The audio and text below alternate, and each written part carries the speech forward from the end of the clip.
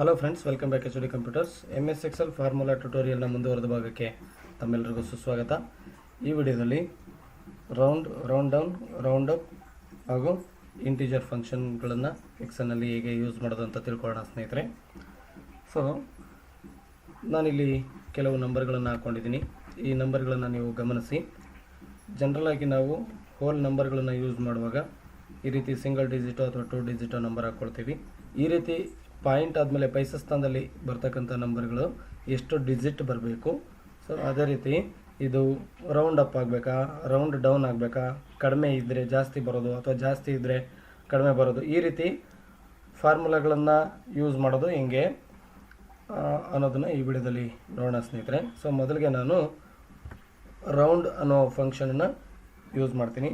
ಅದಕ್ಕೂ ಮುಂಚೆ ಈಗ ಒಂದು ನಂಬರ್ನ ತೊಗೊಳ್ಳೋಣ. 47.98456. ಓಕೆ, ಈ ರೀತಿ ಒಂದು 5 ಡಿಜಿಟ್ ಡೆಸಿಮಲ್ ಪ್ಲೇಸಸಲ್ಲಿ 5 ಡಿಜಿಟನ್ನು ತೊಗೊಂಡಿದ್ದೀನಿ. ಸೊ ಈಗ ನಾನು ಇದನ್ನು 2 ಡಿಜಿಟ್ಗೆ ಮಾಡಿಕೊಂಡ್ರೆ ಅಥವಾ 3 ಡಿಜಿಟ್ಗೆ ಮಾಡಿಕೊಂಡ್ರೆ ಏನಾಗುತ್ತೆ ಅಂತ ಇಲ್ಲಿ ಸ್ವಲ್ಪ ಗಮನ ಇಡಿ, ನಾನು ಹೇಳ್ತೀನಿ. ಓಕೆ ಸ್ನೇಹಿತರೆ, ಸೊ ಈಗ ಇದು 5 ಡಿಜಿಟ್ ಇದೆ. ಪಾಯಿಂಟ್ ಆದಮೇಲೆ ಎಷ್ಟು ಡಿಜಿಟ್ ನಂಬರ್ಸ್ ಇದೆ ಅಂತ ನೀವು ನೋಡಿ. 5 ಡಿಜಿಟ್ ಇದೆ. ಈಗ ನಾನು ಇದನ್ನು 4 ಡಿಜಿಟ್ ಮಾಡಿದ್ರೆ ಈ 4ನೇ ಪ್ಲೇಸಲ್ಲಿರೋ 5 6 ಆಗುತ್ತೆ. ಏಕೆ ಅಂತಂದರೆ 5th ಪ್ಲೇಸಲ್ಲಿರೋ ನಂಬರು 5ಕ್ಕಿಂತ ಹೆಚ್ಚಿದ್ರೆ, 5 ಅಥವಾ 5ಕ್ಕಿಂತ ಹೆಚ್ಚಿದ್ರೆ ಅದರ ಹಿಂದಿನ ವ್ಯಾಲ್ಯೂ 1 ಪ್ಲಸ್ ಆಗುತ್ತೆ. ಓಕೆ, ಸೊ ಅದೇ ರೀತಿ ನಾನು 3 ಡಿಜಿಟ್ನ ಉಳಿಸ್ಕೊಂಡ್ರೆ, ಈ 2 ಡಿಜಿಟ್ನ ತೆಗೆದಾಕಿ 3 ಡಿಜಿಟ್ ಮಾಡಿಕೊಂಡ್ರೆ 4 ಪ್ಲೇಸಸ್ ಏನಾಗುತ್ತೆ, 5 ಆಗುತ್ತೆ. ಯಾಕೆ ಅಂದರೆ ಅದಾದ ನಂತರ 4ನೇ ಪ್ಲೇಸಸ್ಸಲ್ಲಿ ಬಂದಿರೋ ನಂಬರು 5 ಆಗಿರೋದ್ರಿಂದ. ಸೊ ಅದೇ ನಾನು 2 ಡಿಜಿಟ್ ಉಳಿಸ್ಕೊಂಡ್ರೆ 9 8 ಉಳ್ಕೊಳ್ಳುತ್ತೆ. ಯಾಕೆಂದರೆ ಇದು 9 ಆಗಲ್ಲ, 1 ಪ್ಲಸ್ ಆಗಲ್ಲ. ಇಲ್ಲಿ 5 ಪ್ಲಸ್ ಆಗುತ್ತೆ, 4 ಪ್ಲಸ್ ಆಗುತ್ತೆ. ಯಾಕೆಂದರೆ ಹಿಂದಿನ ವ್ಯಾಲ್ಯೂ 5 ಅಥವಾ ಅದಕ್ಕಿಂತ ಹೆಚ್ಚಿದೆ ಅಂತ.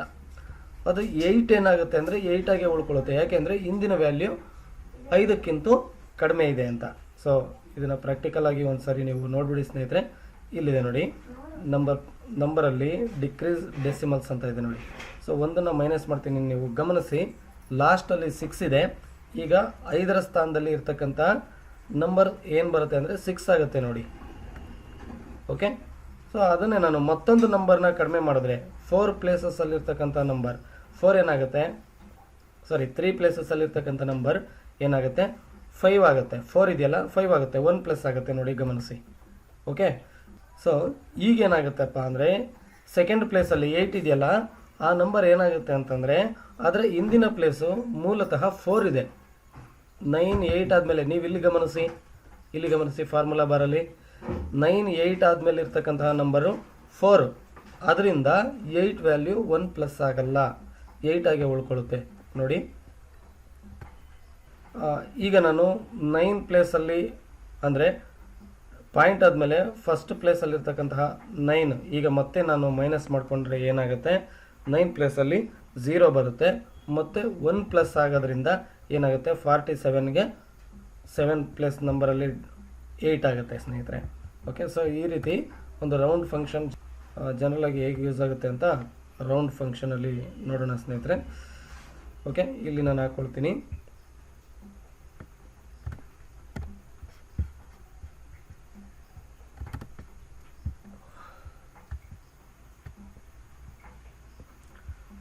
ಓಕೆ, ಇಲ್ಲಿ ಒಂದು ರೌಂಡ್ ಫಂಕ್ಷನ್ ಹಾಕ್ಕೊಳ್ತೀನಿ ಸ್ನೇಹಿತರೆ. ROUND round. ಈ ನಂಬರ್ನ ಸೆಲೆಕ್ಟ್ ಮಾಡ್ಕೊಳ್ತೀನಿ, 26.56757 ಕಾಮ. ಇಲ್ಲಿ ನನಗೆ ಎಷ್ಟು ಡಿಜಿಟ್ ಬೇಕು, ಇಲ್ಲಿ ಪ್ರೆಸೆಂಟ್ ಇರೋ ಡಿಜಿಟ್ ಎಷ್ಟು, 5 ಡಿಜಿಟ್ ಇದೆ. ನಾನು ಇಲ್ಲಿ 4 ಬೇಕು ಅಂತ 4 ನಂಬರ್ ಹಾಕ್ಕೊಂಡ್ರೆ 4 ಡಿಜಿಟ್ ಮಾತ್ರನೇ ಬರುತ್ತೆ ಸ್ನೇಹಿತರೆ. 5676 ಆಯಿತು. ಈಗ ನಾನು ಏನು ಹೇಳಿದೆ, 4 ಪ್ಲೇಸಲ್ಲಿ 5 6 ಆಗುತ್ತೆ. ಹಿಂದಿನ ವ್ಯಾಲ್ಯೂ 5ಕ್ಕಿಂತ ಹೆಚ್ಚಿರೋದ್ರಿಂದ ಮತ್ತೆ ನಾನು ಅದನ್ನು ತುಂಬ ಹೇಳ್ತಾ ಹೋಗಲ್ಲ. ಈಗ ನೆಕ್ಸ್ಟು ಇಲ್ಲಿ ನಾನು 3 ಡಿಜಿಟ್ನ ಮಾಡ್ಕೊಳ್ತೀನಿ. ಅದೇ ನಂಬರ್ನ ತಗೊಂಡು ರೌಂಡ್ ಫಂಕ್ಷನ್ ಹಾಕ್ಕೊಂಡು ನಂಬರ್ 3 ಡಿಜಿಟ್ ಕ್ಲೋಸ್. ಓಕೆ, 3 ಡಿಜಿಟಲ್ಲಿ ಬಂತು. ನೀವು ಈ ರೀತಿ ಚೆಕ್ ಮಾಡ್ಕೊಳ್ಳಿ, ನಿಮಗೆ ಅರ್ಥ ಆಗಲಿಕ್ಕೋಸ್ಕರ ನಾನು ಈ ರೀತಿ ನಂಬರ್ನ ತೋರಿಸ್ತಾ ಇದ್ದೀನಿ. 3 ಡಿಜಿಟು 2 ಡಿಜಿಟ್ ಎಷ್ಟು ಬೇಕೋ ನಾವು ಬರೋ ಥರ ಮಾಡ್ಕೋಬೋದು. ಓಕೆ, ರೌಂಡ್ ಫಂಕ್ಷನ್ ಆದಮೇಲೆ ಫಸ್ಟು ನಂಬರ್ ಬರಬೇಕು, ಅಥವಾ ನಂಬರ್ ಇರ್ತಕ್ಕಂಥ ಸೆಲ್ ರೆಫರೆನ್ಸ್ ಹಾಕ್ಕೊಂಡ್ರೂ ಆಗುತ್ತೆ, ಅಥವಾ ಡೈರೆಕ್ಟ್ ನೀವು ನಂಬರ್ ಬೇಕಾದರೆ ನಂಬರ್ ಹಾಕ್ಕೊಳ್ಳಿ. ನೀವು ಫಂಕ್ಷನಲ್ಲಿ ಸಿಚುವೇಶನ್ಗೆ ತಕ್ಕ ಹಾಗೆ ನೀವು ನಂಬರ್ ಆದರೂ ಹಾಕ್ಕೋಬೋದು, ಅಥವಾ ಬೇರೆ ಒಂದು ಸೆಲ್ನಿಂದ ನಂಬರ್ನ ಇಂಪೋರ್ಟ್ ಮಾಡ್ಕೋಬೋದು. ಸೊ ಈ ರೀತಿ ರೆಫರೆನ್ಸ್ ಹಾಕೋದ್ರ ಮೂಲಕ ಆ ನಂಬರ್ನ ಹಾಕೊಂಡಾಗ ಈ ಸೆಲ್ನಲ್ಲಿ ರಿಸಲ್ಟ್ ಬರುತ್ತೆ. ಅದು ಎಷ್ಟು ಡಿಜಿಟ್ ಬರಬೇಕು ಅನ್ನೋದನ್ನು ನೀವು ಇಲ್ಲಿ ನಂಬರ್ನ ಕೊಟ್ಟರೆ ಅಷ್ಟು ಡಿಜಿಟ್ ಬರ್ತಾ ಹೋಗುತ್ತೆ. ಈಗ ನಾನು ಹೇಳೋದ್ನಲ್ಲ, ಇಂದಿನ ವ್ಯಾಲ್ಯೂ 5 ಅಥವಾ ಅದಕ್ಕಿಂತ ಹೆಚ್ಚಿದ್ರೆ ಸೊ ಅದರ ಲೆಫ್ಟಲ್ಲಿರೋ ವ್ಯಾಲ್ಯೂ 1+ ಆಗ್ತಾ ಹೋಗುತ್ತೆ. 5ಕ್ಕಿಂತ ಕಡಿಮೆ ಇದ್ದರೆ ಲೆಫ್ಟಲ್ಲಿರೋ ವ್ಯಾಲ್ಯೂ ಸೇಮ್ ಏನಿರುತ್ತೆ ಅದೇ ವ್ಯಾಲ್ಯೂನೇ ಬರ್ತಾ ಹೋಗುತ್ತೆ ಸ್ನೇಹಿತರೆ. ಸೊ ಈಗ ನಾನು ಇಲ್ಲಿ ಹಾಕಿದ್ದೀನಿ, ಇದಕ್ಕೆ ರೌಂಡ್ ಫಂಕ್ಷನ್ ಅಂತ ಹೇಳ್ತೀವಿ. ಮತ್ತೊಮ್ಮೆ ನೀವು ಇದನ್ನು ಅರ್ಥ ಆಗಿಲ್ಲ ಅಂದರೆ ಮತ್ತೆ ನೋಡಿ. ಓಕೆ, ಸೊ ನೆಕ್ಸ್ಟ್ ಇನ್ನೊಂದೇನಪ್ಪ ಫಂಕ್ಷನ್ ಇದೆ ಅಂದರೆ ರೌಂಡ್ ಅಪ್. ಓಕೆ, ನಾನು ಅದನ್ನು ಸಪ್ರೇಟ್ ಮಾಡ್ತೀನಿ ಸ್ನೇಹಿತರೆ. ಸೊ ಸದ್ಯಕ್ಕೆ ನಾನು ಎಲ್ಲ ನಂಬರ್ಗಳನ್ನು ನಾನು ಡ್ರಾಪ್ ಡೌನ್ ಮಾಡ್ತಾ ಇದ್ದೇನೆ. ಓಕೆ, ಇಲ್ಲಿ ಗಮನಿಸಿ, ಈ ರೆಫರೆನ್ಸ್ ವ್ಯಾಲ್ಯೂ ಇಲ್ಲಿ ಬಂದಿರುತ್ತೆ. ಇದು 4 ಡಿಜಿಟು, 3 ಡಿಜಿಟು, 2 ಡಿಜಿಟ್. ಓಕೆ, ಇಲ್ಲಿ ಲಾಸ್ಟಲ್ಲಿ ನೀವು ಗಮನಿಸಿ 4 ಡಿಜಿಟು ಏನಾಗಿದೆ ಅಂದರೆ 23 ಬಂದಿದೆ. ಏಕೆಂದರೆ 5th ಡಿಜಿಟಲ್ಲಿ 5ಕ್ಕಿಂತ ಹೆಚ್ಚು ನಂಬರ್ ಅಂದರೆ 8 ಇರೋದರಿಂದ 4th ಪ್ಲೇಸಲ್ಲಿ 3 ಆಯಿತು. 2 ಇರೋದು 3 ಆಗಿದೆ. ಈ 3 ಡಿಜಿಟನ್ನು ನೋಡಲಿಕ್ಕೆ ಹೋದರೆ ನೀವು ಇಲ್ಲಿ 2ನೇ ಇದೆ. ಯಾಕೆ ಅಂದರೆ ಅದರ ಹಿಂದಿನ ವ್ಯಾಲ್ಯೂ 5ಕ್ಕಿಂತ ಕಡಿಮೆ ಅಂಕಿ 2 ಇರೋದರಿಂದ. ನಿಮಗೆ ಅರ್ಥ ಆಯಿತು ಅಂದ್ಕೊಳ್ತೀನಿ ಸ್ನೇಹಿತರೆ. ಸೊ ಇದು ರೌಂಡ್ ಫಂಕ್ಷನ್. ರೌಂಡ್ ಫಂಕ್ಷನ್ ಜನರಲ್ಲಾಗಿ ಏನು ನಂಬರ್ಸ್ ರಿಟರ್ನ್ ಮಾಡುತ್ತೆ ಅದೇ ರೀತಿ ಬರುತ್ತೆ. ಓಕೆ, ಇದರಲ್ಲಿ ಏನು ತುಂಬ ಹೆಚ್ಚಿನ ವ್ಯತ್ಯಾಸ ಇಲ್ಲ. ನಾವು ಈ ಒಂದು ಫಂಕ್ಷನ್ ನಂಬರ್ಸ್ ಏನು ಮಾಡುತ್ತೆ ಅಂತ ನಾವು ತಿಳ್ಕೊಳ್ಳೋದಾದರೆ ಜಸ್ಟ್ ನಮಗೆ 3 ಡಿಜಿಟ್ ಬೇಕಾ 2 ಡಿಜಿಟ್ ಬೇಕಾ ಆ ರೀತಿ ಬರೋ ಥರ ಮಾಡ್ಕೋಬೋದು. ಮತ್ತು ಇನ್ನೊಂದೇನೆಂದರೆ ರೌಂಡ್ ಅಪ್ ಫಂಕ್ಷನ್ ಹೇಗೆ ಯೂಸ್ ಮಾಡೋದು ಅಂತ. ಸೊ ಇದೇ ನಂಬರ್ಗಳನ್ನ ಹಾಕ್ಕೊಳ್ತೀನಿ. Round up function using the UP round up. Okay, ಇಲ್ಲಿ ರೌಂಡ್ ಅಪ್ ಫಂಕ್ಷನ್ ಏನು ಮಾಡುತ್ತೆ ಅಂತ ಹೇಳಿದ್ರೆ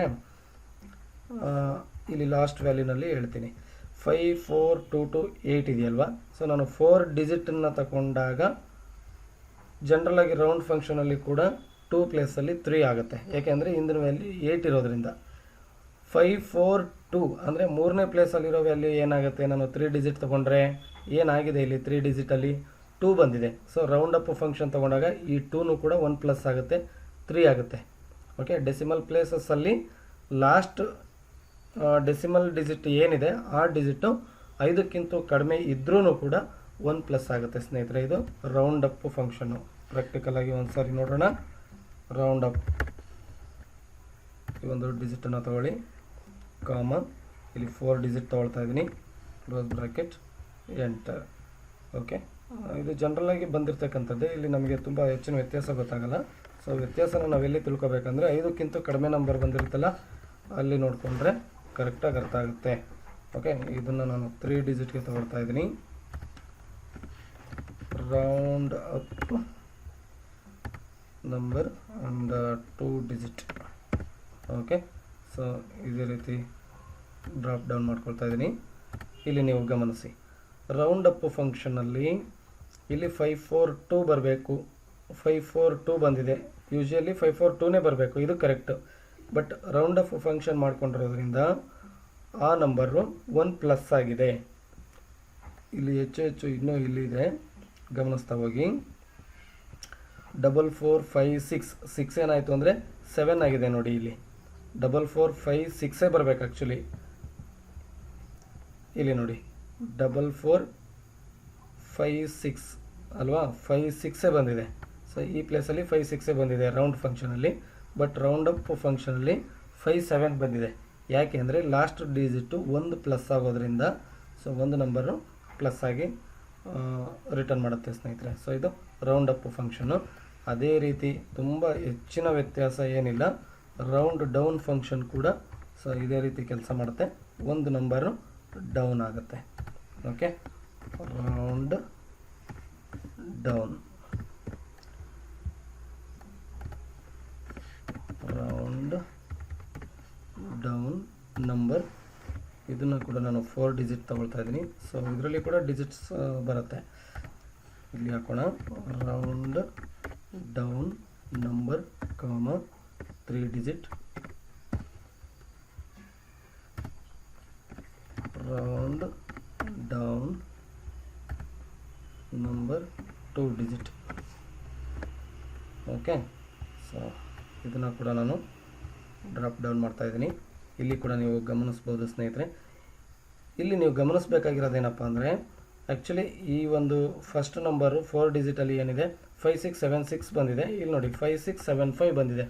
ಯಾಕೆ ಹೀಗೆ ಇದು ಅಂತ ಹೇಳಿದ್ರೆ ಅಲ್ಲಿ 5ಗಿಂತ ಹೆಚ್ಚು ನಂಬರ್ 5 ಅಥವಾ 5ಗಿಂತ ಹೆಚ್ಚು ನಂಬರ್ ಇದ್ದರೆ ಒಂದು ನಂಬರ್ ಪ್ಲಸ್ ಆಗಬೇಕಲ್ವ ಲೆಫ್ಟ್ಗೆ.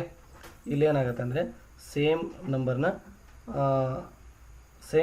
ರಿಟರ್ನ್ ಮಾಡುತ್ತೆ. ಯಾಕೆಂದರೆ 1 ಪ್ಲಸ್ ಆಗಿ ರೌಂಡ್ ಡೌನ್ ಫಂಕ್ಷನ್ ಏನು ಮಾಡುತ್ತೆ, ಆ ಒಂದನ್ನು ಮೈನಸ್ ಮಾಡುತ್ತೆ. ಅದರಿಂದ 5675ನ ಡಿಸ್ಪ್ಲೇ ಮಾಡ್ತಾ ಇದೆ. ಸೊ ಇಲ್ಲಿ ನೋಡಿ 3675 ಬರಬೇಕಾಗಿತ್ತಲ್ವಾ, 3ನ ತೆಗೆದುಹಾಕಿದ್ರೆ ಅದು 5ಗಿಂತ ಕಡಿಮೆ ನಂಬರ್ ಇರೋದ್ರಿಂದ 3675 ಬರಬೇಕಲ್ವಾ. ಸೊ ಇಲ್ಲಿ ನೋಡಿ 3675 ಬಂದಿದೆ. ಯಾಕೆ ಅಂತ ಹೇಳಿದ್ರೆ ಇದು 4 ಡಿಜಿಟನ್ನು ತಗೊಂಡಾಗ 3675 ಇದು ಒಂದು ಪ್ಲಸ್ ಆಗಲ್ಲ, ಜನರಲಾಗಿ ಒಂದು ನಂಬರ್ ಕಡಿಮೆ ಬರುತ್ತೆ. ಸೊ ಇದೇ ರೀತಿಯಲ್ಲಿ ಫಂಕ್ಷನ್ ಡಿಸ್ಪ್ಲೇ ಮಾಡುತ್ತೆ ಸ್ನೇಹಿತರೆ. ಸೊ ಇನ್ನೊಂದು ಫಂಕ್ಷನ್ ಇದೆ, ಏನಪ್ಪ ಅಂತ ಹೇಳಿದ್ರೆ ಇಂಟಿಜರ್ ಅಥವಾ ಇಂಟ್ ಅಂತ ಹೇಳ್ತೀವಿ. ಸೊ ಇಂಟ್ ಫಂಕ್ಷನ್ನ ಅರ್ಥ ಏನಪ್ಪ ಅಂದರೆ ಇಂಟಿಜರ್ಸ್ ವ್ಯಾಲ್ಯೂ ಅಂತ. ಈಗ ನಾವೇನು ಈ ನಂಬರ್ಗಳನ್ನ ನೋಡ್ತಾ ಇದ್ದೀವಿ, ಇದು ಪಾಯಿಂಟ್ ಆದಮೇಲೆ ಬರ್ತಕ್ಕಂಥ ನಂಬರ್, ಇದಕ್ಕೆ ಇಂಟಿಜರ್ ಅಂತ ಹೇಳಲ್ಲ, ಡಬಲ್ ಅಥವಾ ಫ್ಲೋಟ್ ನಂಬರ್ ಅಂತ ಹೇಳ್ತಾರೆ. ಇದು ಕೋಡಿಂಗ್ ಲ್ಯಾಂಗ್ವೇಜಲ್ಲಿ float, double number, decimal number ಅಂತೆಲ್ಲ ಹೇಳ್ತಾರೆ. ಸೊ ಈ ರೀತಿ ಡೆಸಿಮಲ್ ನಂಬರ್ ಇರೋದನ್ನು ಇಂಟಿಜರ್ ಅಂತ ಹೇಳಲ್ಲ. ಇಂಟಿಜರ್ ಅಂದರೆ ಹೋಲ್ ನಂಬರ್. ಓಕೆ, ಅದಕ್ಕೆ ಎಕ್ಸೆಲ್ನಲ್ಲಿ ಈಕ್ವಲ್ INT ಅನ್ನೋ ಒಂದು ಫಂಕ್ಷನ್ ಇದೆ. INT ಹಾಕ್ಬಿಟ್ಟು ಈ ರೀತಿ ಡೆಸಿಮಲ್ ನಂಬರ್ ಬಂದಿರೋ ನಂಬರ್ನ ಸೆಲೆಕ್ಟ್ ಮಾಡಿಕೊಂಡು ಕ್ಲೋಸ್ ಬ್ರಾಕೆಟ್ ಎಂಟರ್ ಮಾಡಿದ್ರೆ ಜಸ್ಟ್ ಹೋಲ್ ನಂಬರ್ನ ಮಾತ್ರ ತೋರಿಸುತ್ತೆ, ಪಾಯಿಂಟ್ ಆದಮೇಲೆ ಬರೋ ನಂಬರ್ನ ರಿಮೂವ್ ಮಾಡುತ್ತೆ. ಓಕೆ ಸ್ನೇಹಿತರೆ, ಸೊ ಇದು ಇಂಟಿಜರ್ ಫಂಕ್ಷನ್. ನೀವು ಇದನ್ನ ಎಲ್ಲ ನೋಡಿ. ಓಕೆ, ಸೊ ಇದೇ ರೀತಿ ಇನ್ನೂ ಹೆಚ್ಚು ಫಂಕ್ಷನ್ಗಳನ್ನು ನಿಮ್ಮ ಮುಂದೆ ಪ್ರೆಸೆಂಟ್ ಮಾಡ್ತಾ ನೆಕ್ಸ್ಟ್ ವಿಡಿಯೋದಲ್ಲಿ ಭೇಟಿ ಆಗ್ತೀನಿ ಸ್ನೇಹಿತರೆ. ಸೊ ಅಲ್ಲಿವರೆಗೂ ಈ ವಿಡಿಯೋನ ನೋಡಿ ಪ್ರಾಕ್ಟೀಸ್ ಮಾಡಿ, ಇದನ್ನು ಅರ್ಥ ಮಾಡ್ಕೊಳ್ಳಿ. ನೀವಿನ್ನೂ ನಮ್ಮ ಯೂಟ್ಯೂಬ್ ಚಾನಲ್ಗೆ ಸಬ್ಸ್ಕ್ರೈಬ್ ಆಗಿಲ್ಲ ಅಂದರೆ ದಯವಿಟ್ಟು ಸಬ್ಸ್ಕ್ರೈಬ್ ಮಾಡಿ. ನಿಮಗೆ ಈ ವಿಡಿಯೋ ಇಷ್ಟ ಆಗಿದ್ದರೆ ಲೈಕ್ ಮಾಡಿ, ನಿಮ್ಮ ಸ್ನೇಹಿತರಿಗೆ ಶೇರ್ ಮಾಡಿ. ಎಲ್ರಿಗೂ ಕೂಡ ಹೆಲ್ಪ್ ಆಗಲಿ ಅಂತ ಆಶಿಸ್ತಾ ತಮ್ಮಲ್ಲಿ ವಿನಂತಿಸ್ಕೊಳ್ತೀನಿ ಸ್ನೇಹಿತರೆ. Thank you very much.